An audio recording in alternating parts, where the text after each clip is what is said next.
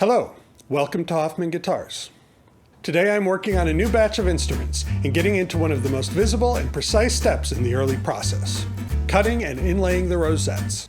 The rosette is a series of inlaid rings around the soundhole, providing both visual focus and structural support for this delicate part of the guitar. Getting this right helps to set the tone, both visually and structurally, for the rest of the instrument. So let's see what's happening in the shop.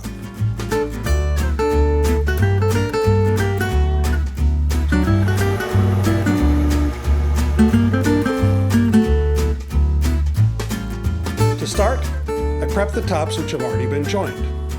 Before I can install the rosettes, I need to sand the tops flush on both sides. But I don't sand them to final thickness.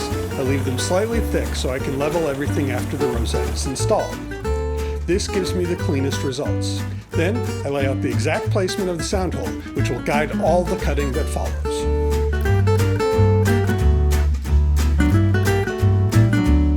One of the trickiest parts of cutting a rosette is avoiding tearout. The grain changes direction constantly around the circle, so there's always a section where you're cutting against the grain. I cut rosettes with a Flycutter, and I do it while the top is still fairly thick, so I can sand away minor issues. This helps, but we still used to lose the occasional top, until a friend suggested an idea: shellac.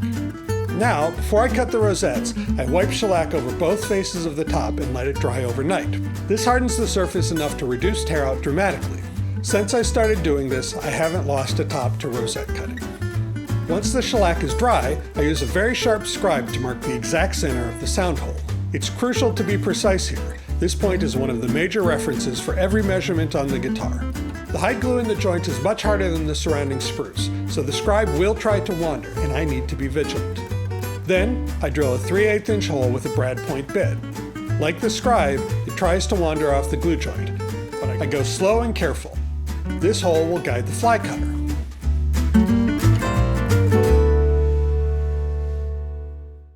Our Flycutter setup has a bit of history. My father learned the technique from Stu Mossman in the early 1970s. He used a custom ground blade on a hardware store circle cutter and cut each ring separately. My father passed the idea on to Jim Olson, who later improved the tool.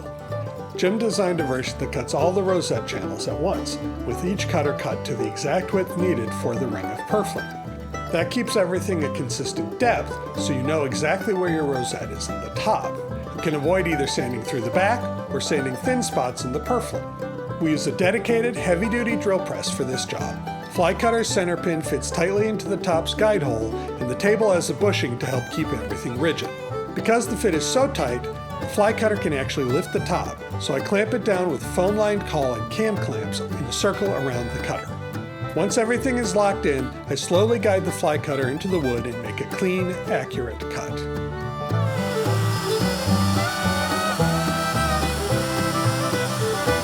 One custom option for rosettes is a contrasting hardwood infill. Usually this will match either the back and sides or the binding. This starts the same as a standard rosette, but before adding the Purfling, I use a trammel jig to route out the space between the two outer rings. That space is filled with a segmented hardwood inlay, most often from the offcuts of guitars we've built in the past.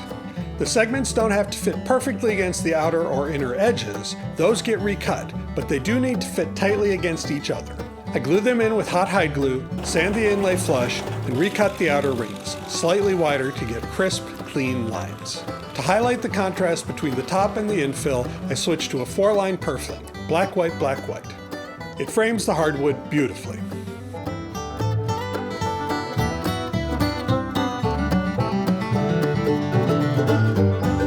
We spent a long time chasing the final level of precision, but avoiding all gaps in the Purfling took a new technique. Inspired again by Jim Olson, we started using an interference fit, a method borrowed from precision engineering. The idea is to make the Purfling in the channel slightly too tight for a perfect fit. We then use a jeweler's roller mill to compress the Purfling just a few thousandths smaller. When glued in with hot hide glue, the Purfling swells back to full size and locks tightly into place. This change gave us rosettes that consistently meet our exacting standards: tight, clean, and beautiful.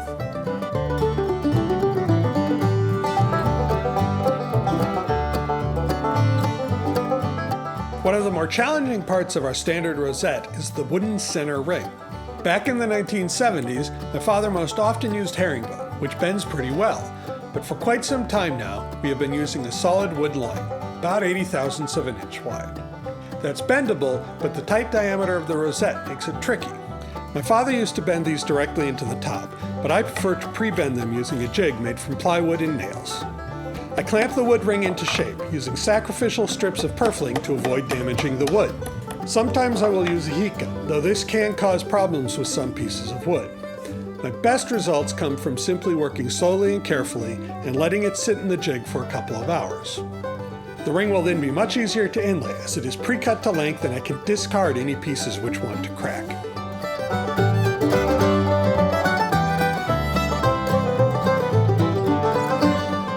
After all this setup, inlaying the rosette goes quickly. I dry fit everything to check for problems I'd rather not deal with when the glue is wet, and then run a small bead of hot hide glue in the channel and press the purfling into place. I guide it by hand and gently tap it in with a small hammer. You can also use a roller, but I prefer the hammer. It gives me better control and can be used to push a piece of purfling sideways while I guide it by hand. I avoid pressing down too hard because spruce is soft and dents easily. Once everything is in place, I clamp it in with a jig for about 30 minutes. I'm not sure how much it helps at that point, but it does give me peace of mind. If you want to see how I do rosettes with mother of pearl or abalone center rings, check out my Patreon. There's an exclusive, extended clip that goes through the process. It's easy to think of a rosette as just 3 simple rings. But when you dial in every step, from sanding to cutting to final install, the end result is a cleaner, more elegant guitar. The rosette is one of the most visible features on the top and is the first step where the fit and finish really show on the final instrument. It's where I start setting the level of quality for everything that follows. It all comes back to my most basic principle of lutherie. Very little that we do is particularly difficult. It is mostly a set of simple procedures done carefully, in the right order, and not moving on until the previous step is completed perfectly. By doing this, you can always achieve a beautiful result. And of course, about half of your time will be spent sanding. There's so much sanding. If you've enjoyed this, please like, share, subscribe, and leave a comment if you have any questions about my work. We do same-day setups on Saturdays, and we're always happy to help with repairs or custom work. If you'd like to support these videos, check out the t-shirts on our website or join me on Patreon for extended behind-the-scenes footage. Thanks for watching, have a nice day, and enjoy your guitar.